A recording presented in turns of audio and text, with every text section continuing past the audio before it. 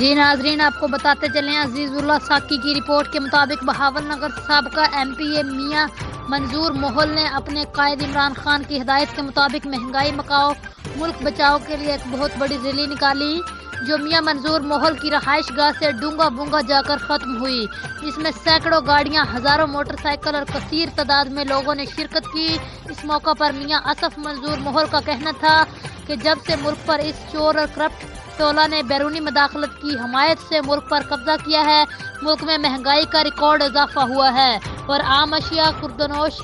غریب عوام کی دسترس سے باہر ہو گئی ہیں اور غریب عوام مہنگائی اور بھوک کے ہاتھوں خودکشی کرنے پر مجبور ہو چکے ہیں۔ انہوں نے مزید کہا کہ تحریک انصاف عمران خان کی قیادت میں عوامی طاقت سے جلد ہی ان ملک اور عوام دشمن حکومت کو ایوان اقتدار سے نکال دے گی۔ میاں اصف منظور محل نے ڈونگا بونگا کی عوام کو اپنے قائد کے ساتھ مل کر چلنے کی ہدایت کی۔ اس موقع پر خواجہ اصف طاہر نے بھی خطاب کرتے ہوئے کہا کہ ہم اپنے قائد کے ساتھ شانہ بشانہ کھڑے ہیں